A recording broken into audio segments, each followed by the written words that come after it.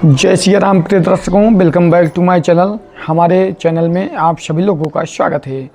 प्रिय दर्शकों, आज मैं आपको बताऊंगा कि जो सौभाग्यवती स्त्रियां हैं वह करवा चौथ का निश्चित समय और पूजन विधि क्या है और कैसे पूजन किया जाएगा, कैसे आपको इसमें पूजन में सफलता को प्राप्त करना है सही विधि के अनुसार, सही मुहूर्त के अनुसार।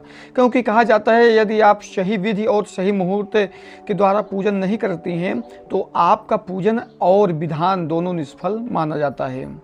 तो साकाम कामना के लिए, आपका कामना सिद्ध हो, सौभाग्यवती स्त्रियों के लिए बहुत ही महत्वपूर्ण यह करवा चौथ होता है, जो कि इनका सौभाग्य हमेशा अमर रहता है।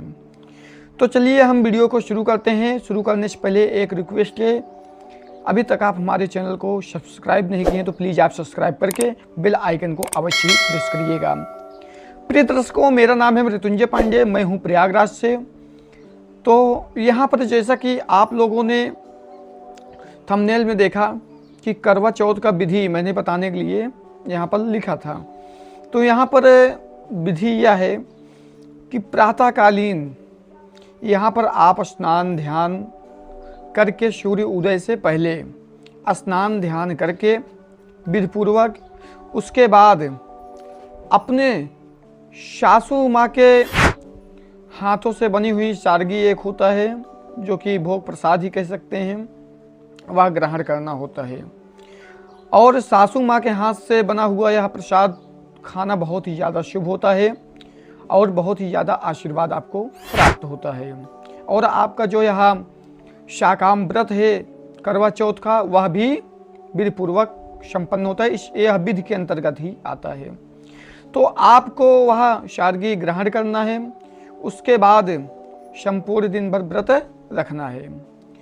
और व्रत रखने के बाद यहाँ पर सायंकालीन होता है स्नान ध्यान, पुनः वस्त्र इत्यादि बदल करके आपको यहाँ पर श्रृंगार इत्यादि करना है। अभी मैं समय भी बताऊंगा, अभी विधि आप सुनिए। पहले आपको श्रृंगार इत्यादि करना है, सुलहो श्रृंगार बढ़िया से करना है। उसके बाद यहाँ पर आपको पृथ्वी, गौरी, गणेश, कलश और यहाँ पर करवा माता का पूजन करना है। करवा माता का फोटो कुछ इस प्रकार से होता है, आप देख सकते हैं।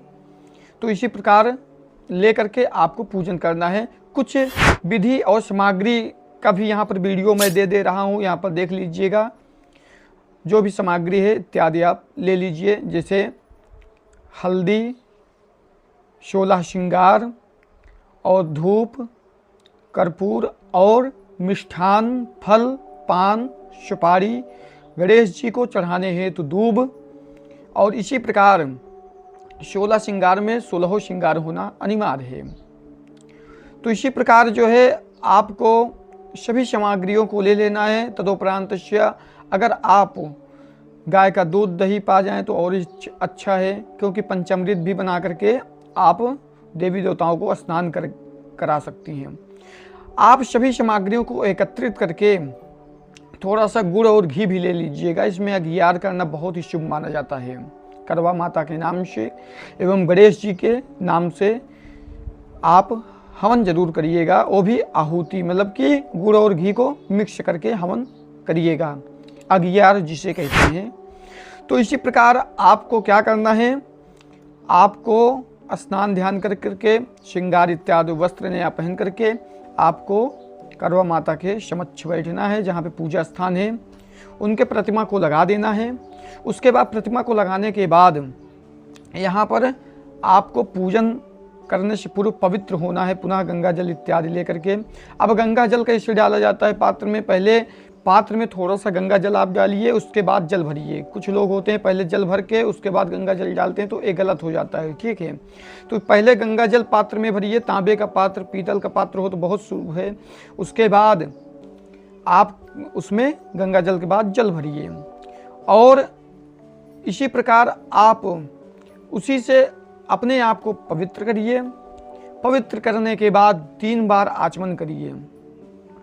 अगर आपको मंत्र नहीं आता है तो प्रभु का ध्यान करके मन आत्म को पवित्र करिए कि हे प्रभु, इस जल से मैं पवित्र हो जाऊं। और इसी प्रकार 3 बार आचमन करना, ओम केशवाय नमः, ओम माधवाय नमः, ओम नारायणाय नमः। तो इसी प्रकार आप आचमन कर लेंगे। उसके बाद हाथ धुल लीजिए। आपके पास पैंती हो, एक कुश का पैंती होता है वो पहन लीजिए। अगर पैंती नहीं है तो आप यहाँ पर सोने का अंगूठी भी पहन सकती हैं। अब किस में पहनना है? इस वाले फिंगर में, राइट हैंड के अनामिका वाले फिंगर में, मतलब इस फिंगर से बगल जो होता है इसे अनामिका कहते हैं। जब आप पहन लेंगे उसके बाद आप थोड़ा सा जल लेकर के आसन पवित्रकरण हेतु आप विनियोग, अगर नहीं आता है तो वैसे ही जल छिड़क के आसन को भी पवित्र करना होता है। जी हाँ, उसके बाद आपको दीपक जलाना है। दीपक जलाने के बाद आपको शुद्ध घी का दीपक जलाना बहुत ही शुभ माना जाता है। और इसी प्रकार कलशा के दाहिने तरफ दीपक को स्थापित करना है। तो इसी प्रकार कलशा के दाहिने तरफ दीपक स्थापित कर दीजिए और एक कलश स्थापित करिए मेन स्थान पे। कलश में क्या क्या डालना है ये चीज़ आप ध्यान से समझिएगा। ये सौभाग्यवती स्त्रियों के लिए बहुत ही महत्वपूर्ण है। जी हाँ, यही गलती करती हैं जो कि कलशा में हमेशा जल भर के, आम का पत्ता लगा करके, चावल भर के और रख देती हैं। ऐसा नहीं होता है, इसका एक विधि होता है, मैं आपको बता रहा हूँ। आप कलशा लीजिए, ताम्र पात्र या आप पीतल का भी पात्र ले लीजिए। उसके बाद उसमें आपको कलावा लपेटना है। पहले उसको धुल करके साफ कर लीजिए। उसके बाद कलावा लपेटना है। कहाँ पे? गले में, कलशा के गले में। कितनी बार? 7 बार। जी हाँ, ये बहुत ही ज़्यादा महत्वपूर्ण है। अब 7 बार कलावा क्यों लपेटा जाता है? क्योंकि जब कोई भी व्यक्ति की शादी होती है तो 7 वचन होता है, 7 फेरे होते हैं, सतपदी इत्यादि होता है। तो इसी प्रकार 7 बार कलावा लपेटने से आपका वहाँ पर जो भी मनोकामना रहेगा वो आपका पूरा हो जाएगा। और सौभाग्यवती स्त्रियों को यहाँ पर मंत्र बोलना चाहिए, ओम करवा देवीभ्यो नमः। यह करवा माता के नाम से आप कलशा स्थापित कर रही हैं, ऐसा भाव अपने मन में रखना चाहिए। अब उसके बाद जब आप उसमें कलावा लपेटे देंगी तो उसमें थोड़ा सा गंगा जल डालिए। उसके बाद आप उसमें जल भरिए। उसके बाद खड़ी हल्दी डालिए 5 पीस। उसके बाद सुपारी डालिए। अगर आपके पास खड़ी हल्दी नहीं, पीसी भी डाल दीजिए भाव में। उसके बाद सुपारी डालिए। उसके बाद यहाँ पर सुपारी को 5 पीस हो पाए, ठीक है, नहीं तो 1 पीस अनिवार्य है। उसके बाद यहाँ पर सिक्का डालिए, दूब डालिए, चावल भी डालिए, लेकिन चावल खरा होना चाहिए, खंडित नहीं होना चाहिए। अगर खंडित हुआ चावल तो समझ लीजिए आपका यह व्रत करने और न करने से किसी प्रकार का मतलब नहीं रह जाएगा। तो खरा चावल लेकर के स्पेशल रखिए। बासमती इत्यादि के चावल आते हैं, उसको अक्षत के रूप में उपयोग करिए, क्योंकि चावल जो होता है शांति का, सफ़ेद जो है शांति का प्रतीक होता है। इसी प्रकार खरा चावल डालिए। एक सिक्का डालिए, नहीं तो 5 रुपये का सिक्का है उसको डाल दीजिए। उसके बाद आपको थोड़ा लौंग और इलायची भी डालना है। फूलदार लौंग 5 पीस और इलायची भी 5 पीस डालना है, बहुत ही शुभ होता है। उसके बाद आप उसमें जो है आम्र पल्लव रखिए, पत्ता को लगाइए। पत्ता को लगाने के बाद आप उसमें चावल भरिए एक पूर्ण पात्र में, उसके ऊपर रखिए। उसके बाद भरा हुआ जल नारियल होना चाहिए। भरा हुआ नारियल, कुछ लोग होते हैं सूखा नारियल लेते हैं, सूखा नहीं, भरा हुआ नारियल रखना चाहिए। और कलशा पे दीपक नहीं रखना चाहिए, हमेशा नारियल रखना चाहिए। तो नारियल उस पर रख देवें। उसके बाद आपका संपूर्ण कलश तैयार हो जाता है। और यदि कलशा में किसी प्रकार का स्वास्तिक इत्यादि नहीं बना है, कुछ लोग स्पेशल कलशा रखते हैं जिसमें बना रहता है, तो उसमें दिक्कत नहीं है। अगर आपका सादा सिंपल है तो उसमें स्वास्तिक जरूर बनाइए, बहुत ही ज़्यादा महत्वपूर्ण है। बिल्कुल इसी प्रकार का स्वास्तिक बनाइए जिस प्रकार आप देख रहे हैं, ठीक है। और इसी प्रकार स्वास्तिक बना करके ओम भी आप लिख सकते हैं, अदरवाइज दूसरे जगह घुमा करके। तो स्वास्तिक जो होगा आपके सामने रहता है, सामने रहना चाहिए, ताकि सन्मुख जो पूजन कर रहे हैं उनके सन्मुख होना चाहिए। अब थोड़ा सा चावल रख के आसन पे, उसके ऊपर यह कलशा को स्थापित करिए। दूब इत्यादि जो भी सामग्री मैंने बताया सब कुछ डाल करके स्थापित करिए। पास में दीपक जला दीजिए और कलशा के पास ही गौरी गणेश जी को अर्पित करिए। और यहाँ पर स्थापित करिए। जैसे कि गौर माता, गाय गोबर ले लीजिए, गौर बना लीजिए, गणेश जी में मतलब कि एक सुपारी लीजिए, उसमें कला वाला पेड़ करके गणेश जी को भी स्थापित कर दीजिए। गौरी गणेश जी का भी स्थापना हो गया। करवा माता को आपके वॉल में अगर स्पेस है तो वहाँ पे चिपका दीजिए, नहीं तो अदरवाइज एक फोटोज इत्यादि आप रख सकती हैं। तो इसी प्रकार आप करवा माता को भी स्थापित कर दीजिए। और किस आसन पे यह सब कुछ होगा? एक लाल आसन पर, लाल वस्त्र 1.25 मीटर या अस्तर ही ले लीजिए, बिछा करके आप उस पर यह सब कुछ स्थापित करिए। जब स्थापित हो जाएगा तो पूजन का विधान आपका प्रारंभ हो जाएगा। आप पवित्र हो ही गए, आचमन हो ही गया, आसन शुद्धि हो गया। थोड़ा सा अलग से तिलक लीजिए, जो भगवान के चढ़ाने वाला नहीं, अलग से तिलक लेकर के मस्तक में लगाइए। उसके बाद पैती है तो ठीक है, नहीं तो आप रिंग सोने का पहन लीजिए। उसके बाद आप पुष्प अच्छल लेकर के सभी देवी देवताओं का, सबसे पहले पृथ्वी माता का ध्यान करिए, जो कि मंत्र होता है श्योना पृथ्वीनो भवानी निवेशनी जच्छाना शर्म सप्रथाः ओम पृथिव्यै नमः। तो इसी प्रकार आप पृथ्वी माता का ध्यान करके ओम पृथिव्यै नमः बोल करके छोड़ दीजिए पृथ्वी पर। अब उसके बाद पृथ्वी पर जब आप चढ़ा देंगी, आगे ध्यान करिए, आगे ध्यान करिए गौरी एवं गणेश जी का ध्यान करिएगा। गजाननम भूतगणाधि सेवितम कपित्तजम्बूफल चारुभक्षणम उमाशुतम शोक विनाशकारकम नमामि विघ्नेश्वर पाद पंकजम। अर्थात यहाँ पर गौरी एवं गणेश जी का पुनः ध्यान करिए। नहीं तो जैसे जो आपको मंत्र इत्यादि आता हो नॉर्मल, जयंती मंगला काली भद्रकाली कपालिनी दुर्गा क्षमा शिवा धात्री स्वाहा स्वधा नमोस्तु इत्यादि आप ध्यान करके वहाँ पर चढ़ा दीजिए। उसके बाद आवाहन करिए। यहाँ पर अब नंबर आ जाता है कलश देवता का। कलश देवता का भी ध्यान करिए। कलशस्याम मुखे विष्णु कंठे रुद्रः समासिता मूले तस्य स्थिरो ब्रह्मा मध्य मात्र रास्मिता इत्यादि अगर मंत्र आता है तो ठीक है, नहीं तो आप ओम कलश देवाय नमः आवाहयामि स्थापयामि पूजयामि करके बोल करके वहाँ पे छोड़ दीजिए। और इसी प्रकार कलशा के पास पुष्पच्छल लिए जाइए, ठीक है, जहाँ जहाँ आवाहन करिए पुष्पच्छल लेते जाएं। उसके बाद यहाँ पर दीप देवता का ध्यान करिए कि हे प्रभु, हमारे जीवन में या हमारे पति के जीवन में, हमारे बच्चों के जीवन में, हमारे परिवार वालों के जीवन में जो कुछ है अंधकार, उनको दूर करिए, प्रकाश की ओर बढ़ाइए। जो भी बाधा हो उनको दूर करिए, प्रकाशित करिए। इसी प्रकार यहाँ पर ध्यान करके दीप देवता भ्यो नमः वहाँ पर चढ़ा दीजिए। उसके बाद यहाँ पर करवा माता का ध्यान आता है। उसके बाद पुष्पच्छल लेकर के ध्यान रहे, सफ़ेद पुष्प मत लीजिएगा, गुलाब का, गेंदा का इत्यादि तमाम पुष्प होते हैं उनको ले लीजिएगा। अगर गुड़हल का मिल जाए तो अच्छा है। तो इसी प्रकार आप लेकर के ध्यान करिए पुष्पच्छल। देवी का अगर ध्यान आता है तो ठीक है, नहीं तो अदरवाइज कोई भी आप मंत्र बोलिएगा। जैसे कि मैं एक बता रहा हूँ, सौभाग्य के लिए बहुत महत्वपूर्ण मंत्र हैं। देहि सौभाग्यमारोग्यम देहि मे परमं सुखम रूपम देहि जयम देहि यशो देहि दुसो जहि। इसी प्रकार मंत्र का उच्चारण करके आप करवा माता का ध्यान करके करवा माता जी के पास चढ़ा दीजिए। अब उसके बाद पूजन यहाँ से आपका स्टार्ट हो जाता है। इसके बाद आप थोड़ा थोड़ा चल ले करके प्राण प्रतिष्ठा करिए कि सभी देवी देवताओं का जिनका मैं ध्यान आवाहन किए सभी लोग प्रतिष्ठित हो जाइए। उसके बाद आपको स्नान करना है 4 बार। ओम पाद्योपाद्यम हस्तोर्घम मुखे आचमनीयम स्नानीयम जलम समर्पयामि।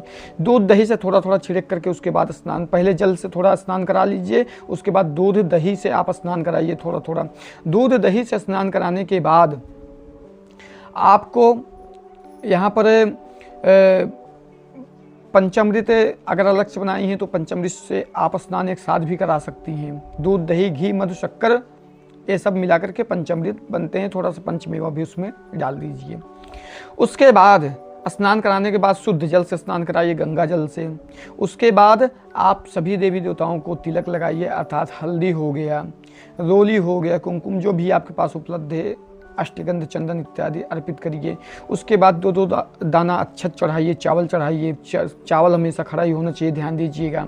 उसके बाद यहाँ पर चावल चढ़ाने के बाद आपको क्या करना है, आपको पुष्प चढ़ाना है। पुष्प श्वेत नहीं होना चाहिए, सफ़ेद नहीं होना चाहिए, रंगीन भी होना चाहिए, चढ़ाइए। उसके बाद पुष्पम समर्पयामि, जो चीज़ चढ़ाइए पुष्पम समर्पयामि ऐसे करके आप बोलते जाइए। उसके बाद अक्षत चढ़ाइए तो अक्षतम समर्पयामि। उसके बाद यहाँ पर अक्षत हो गया, पुष्प हो गया, माला पुष्प माल्याम समर्पयामि बोल दीजिए, माला अर्पित करिए। उसके बाद आप जो है यहाँ पर पुष्पमाला अर्पित करने के बाद आप जो है पूजन स्टार्ट करिए धूप से इत्यादि। यहाँ पर धूप इत्यादि दिखाइए। यहाँ पर धूप इत्यादि दिखाने के बाद दीप नैवेद्य, उसके बाद भोग लगाइए यहाँ पर। उसके बाद आपको क्या करना है, सिंदूर, जी हाँ सिंदूर पहले भी चढ़ता है, पर यहाँ पर नैवेद्य इत्यादि के बाद सिंदूर, क्योंकि सुहाग के लिए विशेष है तो सिंदूर आपको यहाँ पर नैवेद्य भोग के बाद सिंदूर अर्पित करना है 11 बार गौरी माता को। और उसके बाद यहाँ पर अदरवाइज जो भी देवी देवता हैं सबको अर्पित करना है। लास्ट में जब आप लगा लेंगी तो ऐसे छुआ करके 5 बार गौरी माता को, करौ माता को मांग में अपने लगा लीजिएगा। उसके तदोपरांत आपको क्या करना है, जब गंधक्षत पुष्प धूप दीप सब हो जाए, इत्र वगैरह चढ़ा दीजिए, अगर हो तो ठीक है, नहीं तो कोई बात नहीं है। इत्र मतलब सेंट होता है। उसके बाद भोग वगैरह लग ही जाएगा, 5 सुपारी चढ़ा दीजिए और खड़ा नारियल अगर अलग से ली है उसको भी श्रीफल के रूप में अर्पित कर दीजिए। और यहाँ पर अर्पित करने के बाद माँ के लिए जो भी वस्त्र, उपवस्त्र, 16 श्रृंगार, आभूषण जो भी ली हैं, जिससे साड़ी वगैरह जो भी आप ली हैं उन सबको अर्पित करिए कि हे मैया लीजिए यह श्रृंगार आप स्वीकार करिए और हमारा श्रृंगार अमर करिए। ऐसा मन में भाव रख करके आप पूजन को संपन्न करिए। प्रार्थना करिए कि हे मैया, पुष्प लेकर के कि हे मैया मैंने अपने यथाशक्ति सामर्थ्य अनुसार पूजन किए, कोई गलती हो क्षमा करिएगा। थोड़ा सा दाहिने हाथ में जल लेकर के घुमा करके छोड़ दीजिए। उसके बाद आपको क्या करना है, गुड़ घी लेकर के अग्नि थोड़ा कंडी सुलगा करके, आगे सुलगा करके 5 बार थोड़ा जल से अग्नि को घुमा करके, थोड़ा फूल अक्षत हल्दी लगा करके वहाँ चढ़ा करके 5 बार अघियार कर देना है। अघियार में मंत्र बोलना है, ओम श्री गणेशाय नमः स्वाहा, लक्ष्मी नमः स्वाहा, कलश देवताभ्यो नमः स्वाहा, दीप देवताभ्यो नमः स्वाहा। और इसी प्रकार आप करवा चौथ माता का ध्यान करके उनका भी आहुति कर देना है। 5, 7, 11 बार आप कर सकती हैं, कोई दिक्कत नहीं है। उसके बाद आचमन करके प्रणाम कर लीजिए। उसके बाद तब आता है आपका यहाँ पर विशेष मुहूर्त। अब मैं आपको यह रहा विधि, लेकिन अब ऋषि के पंचांग के अनुसार मैं आपको यहाँ पर मुहूर्त बताने वाला हूँ। तो मुहूर्त आप ध्यान से सुनिए और समझिएगा। तो यहाँ पर जो आपका मुहूर्त है, यहाँ पर देखिए 9 अक्टूबर को यहाँ पर तिथि तृतीय दिन गुरुवार रात 2:49 तक यहाँ पर तृतीया रहेगी तिथि। अच्छा, चतुर्थी में ही करवा चौथ होता है, तो चतुर्थी उसके बाद 2:49 रात में लग जाएगा, 2:49 के बाद। उसके बाद यहाँ पर चतुर्थी दिन शुक्रवार, तारीख है 10 अक्टूबर, और इसी प्रकार रात 12:24 तक रहेगा। अब मुहूर्त में समझिएगा, यहाँ पर चंद्रोदय कितने बजे हो रहे हैं, ये चीज़ ध्यान देने योग्य बात है, क्योंकि यह पूजन आपको चंद्रोदय के 1 घंटा पहले ही अपना प्रारंभ करके समापन कर देना है। और इसी प्रकार आपको यहाँ पर पूजन इत्यादि करने के बाद आपको आरती इत्यादि जब कर लें, करवा चौथ माता का आरती भी हो तो है, आरती वगैरह करने के बाद यहाँ पर चंद्रमा, यहाँ पर समय ध्यान दीजिएगा, चंद्रोदय श्री गणेश चतुर्थी व्रतम, चंद्रोदय रात 7:58 पे चंद्र उदय हो जाएंगे। शाम 7:58 पर चंद्रमा उदय हो जाएंगे। इसी में आपको यहाँ पर पूजन को करना चाहिए। तो प्रिय दर्शकों, हमें उम्मीद है कि आप लोगों को यह वीडियो अवश्य पसंद आया होगा। बताए हुए क्रम के अनुसार आप पूजन करिएगा, और बाकी जो भी विधि हैं आप इत्यादि आप जानती ही हैं, कर लीजिए। और इसी प्रकार आप चंद्रोदय के समय अपने पति का मुख दीपक जला करके देखिएगा। तो इसी प्रकार यह रहा विधि विधान से पूजन करवा चौथ का व्रत संपन्न होता है। तो चलिए हम इस वीडियो को बस यहीं तक, अगले वीडियो में फिर मिलते हैं। तब तक के लिए जय श्री राम, जय बालाजी, राधे।